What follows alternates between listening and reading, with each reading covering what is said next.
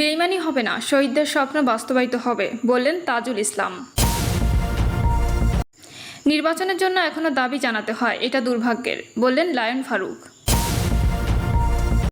জানাবো target 5ই August, নাশকতার আশঙ্কা। এবং সর্বশেষ জানাবো সারা দেশে বৃষ্টির আভাস, কমতে পারে তাপমাত্রা। শুনছিলেন সংবাদ শিরোনাম, এবারে বিস্তারিত। নির্বাচনের জন্য এখনো দাবি জানাতে হয়, এটা দুর্ভাগ্যের, বললেন লায়ন ফারুক। ন্যাশনাল লেবার পার্টির চেয়ারম্যান ও 12 দলীয় জোটের অন্যতম শীর্ষ নেতা লায়ন মোহাম্মদ ফারুক রহমান বলেছেন, গণতন্ত্র ও মানুষের ভোটাধিকারের জন্য আমরা দীর্ঘ 15 থেকে 16 বছর রাজপথে আন্দোলন সংগ্রাম করেছি। ফ্যাসিবাদী আওয়ামী সরকারের পতন হয়েছে, এরপর এখনও আমাদের নির্বাচনের জন্য দাবি জানাতে হয়, এটা আমাদের জন্য দুর্ভাগ্যের। ফারুক রহমান বলেন, শেখ হাসিনা দোসররা বিভিন্ন সময়ে বিভিন্নভাবে উকিঝুঁকি মারে, তারা দেশকে অস্থিতিশীল করার পায়তারা করছে। দ্রুত নির্বাচন হলে দেশে বিদ্যমান সংকট থাকতো না। তাই সরকারের উচিত অবিলম্বে জাতীয় নির্বাচনের সুনির্দিষ্ট তারিখ ঘোষণা করা। যদি নির্বাচন বিলম্বিত হয়, সংকট আরও বাড়বে, যা দেশবাসীর জন্য সুখকর হবে না। তিনি বলেন, আমরা আশা করি ডক্টর মোহাম্মদ ইউনূস জনআকাঙ্ক্ষা অনুযায়ী অবিলম্বে নির্বাচন দিয়ে তার সুনাম অক্ষুণ্ণ রাখবেন, জনগণের কাছে প্রশংসার দৃষ্টান্ত স্থাপন করবেন। ফারুক রহমান আরও বলেন, পুরো বাংলাদেশ আজ লাইফ সাপোর্টে, স্বাস্থ্য খাতের আজ করুণ পরিণতি, এজন্য দায়ী পতিত স্বৈরাচার শেখ হাসিনা। টার্গেট 5ই আগস্ট, নাশকতার আশঙ্কা। সেনাবাহিনী দ্রুত পদক্ষেপ নেওয়ার সচিবালয়ে হামলার পরিকল্পনা ভেস্তে যায় দুষ্কৃতকারীদের। মাইলস্টোন স্কুল অ্যান্ড কলেজ থেকে নিরাপদে ফিরে আসেন 2 উপদেষ্টা ও প্রেস সচিব। 5ই আগস্টকে সামনে রেখে বড় ধরনের নাশকতার আশঙ্কা করছেন গোয়েন্দারা। নাশকতার মাধ্যমে দেশে অস্থিতিশীল পরিবেশ তৈরি করতে দেশের ভেতর বাইরে থেকে বেশ সক্রিয় পতিত আওয়ামী লীগের গডফাদাররা। গত 23শে জুলাই সচিবালয়ের ভেতরে ভাঙচুর, বিশৃঙ্খলা তৈরির মাধ্যমে আগুন লাগিয়ে বড় ধরনের নাশকতা তৈরির পরিকল্পনা ছিল দুষ্কৃতকারীদের, কিন্তু সেনাবাহিনী ও পুলিশের দ্রুত কঠোর পদক্ষেপ গ্রহণ করায় তাদের ওই পরিকল্পনা ভেস্তে যায়। একই দিন মাইলস্টোন স্কুল অ্যান্ড কলেজ পরিদর্শনে গিয়ে তোপের মুখে পড়েন আইন উপদেষ্টা, শিক্ষা উপদেষ্টা এবং প্রধান উপদেষ্টার প্রেস সচিব। 9.5 ঘন্টা আটকে রাখার পর সেনাবাহিনী ও পুলিশের কঠোর পদক্ষেপে রাত 7:30টায় সেখান থেকে বেরিয়ে আসেন তারা। রাত বাড়ার সাথে সাথে অতর্কিত হামলা ও শক্তি প্রয়োগ করে 2 উপদেষ্টা ও প্রধান উপদেষ্টার প্রেস সচিবকে হত্যার পরিকল্পনা ছিল দুষ্কৃতকারীদের। সচিবালয় ও মাইলস্টোন স্কুল অ্যান্ড কলেজের বড় ধরনের হামলা, অগ্নিসংযোগ এবং নাশকতার তথ্য গোয়েন্দাদের হাতে আসার পর সেনাবাহিনীর সহযোগিতায় দ্রুত পদক্ষেপ গ্রহণ করেন অন্তর্বর্তীকালীন সরকার। ফলে পতিত আওয়ামী গডফাদার ও দুষ্কৃতকারীদের এসব পরিকল্পনা সফল হয়নি। তবে পুলিশ প্রশাসন ও গোয়েন্দা সংস্থা এখনও পতিত আওয়ামী সরকারের অতি ঘনিষ্ঠ কর্মকর্তারা গুরুত্বপূর্ণ পদে বহাল রয়েছেন। এসব কর্মকর্তারা সরকারের কার্যক্রম সম্পর্কে অবহিত। তারা পলাতক দুষ্কৃতকারীদের নানাভাবে সরকারের গুরুত্বপূর্ণ তথ্য পাচার করছে। গত সপ্তাহে সরকারের উচ্চ পর্যায়ে পাঠানো একটি গোয়েন্দা সংস্থার প্রতিবেদনে এসব তথ্য উল্লেখ করা হয়েছে। নাম প্রকাশ না করার শর্তে একাধিক গোয়েন্দা কর্মকর্তা বলেন, দায়িত্ব গ্রহণের পরপরই বর্তমান সরকারকে বেকায়দায় ফেলতে একের পর এক চক্রান্ত শুরু করে পরাজিত রাজনৈতিক শক্তি। নানা ইস্যুতে গড়ে তোলা হয় একের পর এক আন্দোলন। এসব আন্দোলনে বেশিরভাগ ক্ষেত্রেই নেপথ্যে রয়েছে আওয়ামী লীগ ও এর অঙ্গ সহযোগী ও সংগঠনের নেতাকর্মীরা। কোনো কোনো ক্ষেত্রে শেখ হাসিনা টেলিফোন বা গ্রুপ কলে উস্কে দিয়েছেন এসব আন্দোলন।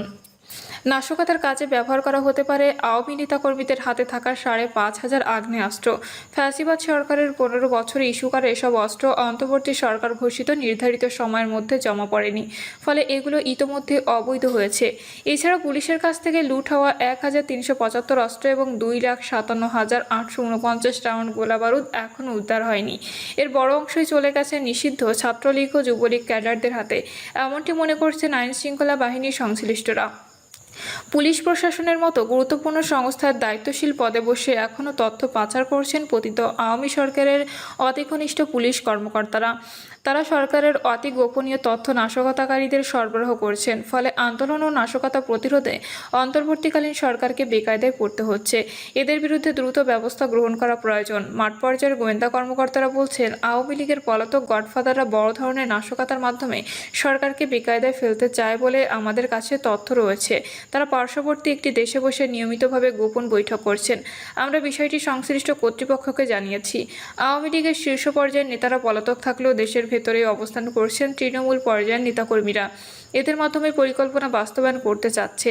আওয়ামী লীগের যেসব নেতার হাতে অবৈধ অস্ত্র আছে তাদের চিহ্নিত করা হয়েছে, এতে গ্রেপ্তার করা জরুরি। গোয়েন্দা প্রতিবেদনে আরও বলা হয়েছে, দেশ বিদেশে বসে নাশকতাকারীদের বেপরোয়া হয়ে উঠেছে। তারা সামাজিক যোগাযোগ মাধ্যমে তুরুপের তাস বানিয়েছে, যে যার খুশি অনুযায়ী নানা তথ্য তৈরি করে ফেসবুক সহ নানা যোগাযোগ প্রচার করছে। দেশে কোনো ঘটনা ঘটলে গুজবকারীদের তৎপরতা বেড়ে যাচ্ছে। তারা এসব নাশকতার সাথে সম্পৃক্ত আছে, তাদের খুঁজে বের করতে না পারলে বড় ধরনের ঘটনা ঘটার সম্ভাবনা আছে। নাশকতার পরিকল্পনাকারী, নির্দেশদাতা, নির্দেশ পালনকারী, কিসের বিনিময়ে তারা এসব কাজে জড়াচ্ছেন, কোন কোন এলাকায় করার সম্ভাবনা বেশি, এসব বিষয় চিহ্নিত করা হচ্ছে। ক্ষমতাচ্যুত হাসিনা পালিয়ে দিল্লি যাওয়ার পর থেকে ভারত নানাভাবে বাংলাদেশে বিশৃঙ্খলা সৃষ্টির চেষ্টা করে।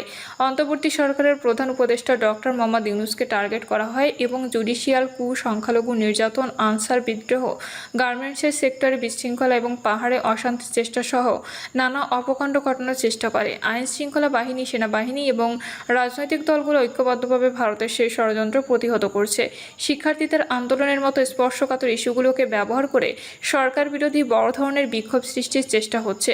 গত এক বছরে অন্তর্বর্তী সরকারের সময়ে ছাত্র, শিক্ষক, শ্রমিক, পেশাজীবী সহ বিভিন্ন গোষ্ঠীর আন্দোলনে এমন প্রবণতা লক্ষ্য করা গেছে।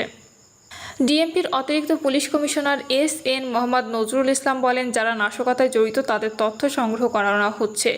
নাশকতাকারী বা অপরাধীদের কোনো দল নেই, তাদের আইনের আওতায় এনে পুলিশ জনজীবনের স্বস্তি ফিরিয়ে আনতে চায়। এজন্য পুলিশ কঠোর পরিশ্রম করছে। নাশকতাকারীদের আইনের আওতায় আনতে দুর্বলতা, অবহেলা ও অদক্ষতা দেখানোর কোনো সুযোগ নেই বলে তিনি মন্তব্য করেন। সকালে উত্তরার মাইলস্টোন স্কুল অ্যান্ড কলেজে গিয়ে শিক্ষার্থীদের বিক্ষোভের মুখে পড়েন অন্তর্বর্তী সরকারের দুই উপদেষ্টা আসিফ নজরুল এবং সি.আর. আবরার। তখন তাদের সঙ্গে ছিলেন প্রধান উপদেষ্টার প্রেস সচিব শফিকুল আলম, প্রেস উইংয়ের আরও 3 সদস্য।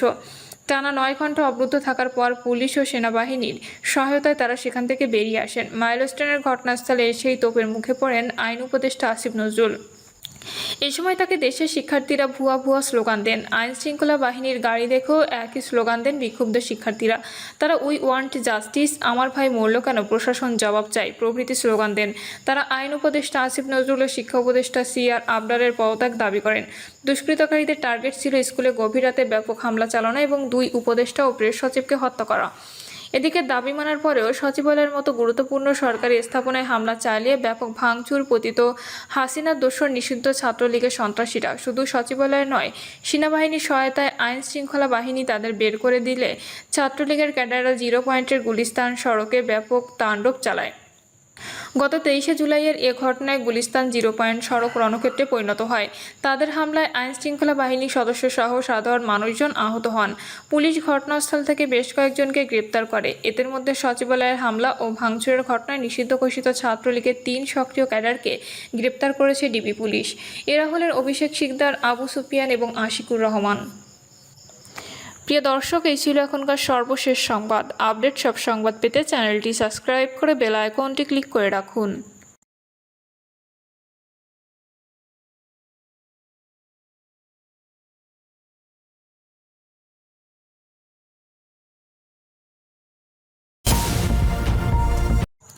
বেইমানি হবে না, শহীদদের স্বপ্ন বাস্তবায়িত হবে, বললেন তাজুল ইসলাম।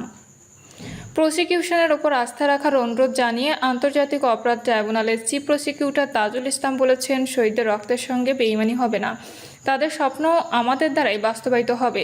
তাজুল ইসলাম বলেন, জুলাই অভ্যুত্থানে যারা শহীদ হয়েছেন তারা ক্ষতিপূরণ নয়, বরং বৈষম্য বিরোধী বাংলাদেশ গড়ার জন্য প্রাণ দিয়েছেন। বিচার দিয়ে শহীদ পরিবারের ক্ষোভের বিষয়ে চিফ প্রসিকিউটর বলেন, গণহত্যার বিচার বিশ্বের সবচেয়ে জটিল একটি বিষয়। তারপরও তদন্ত রিপোর্ট 6 মাসের মধ্যে দাখিল করেছি।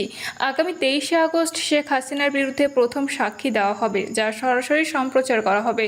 তাজুল ইসলাম বলেন, আওয়ামী লীগের মতো ট্রাইব্যুনালের কলঙ্কিত বিচার হবে না, প্রসিকিউশন টিম দুর্নীতিগ্রস্ত হবে না, আওয়ামী লীগ কোটি টাকা দিয়েও এই প্রসিকিউশন টিমকে কিনতে পারবে না।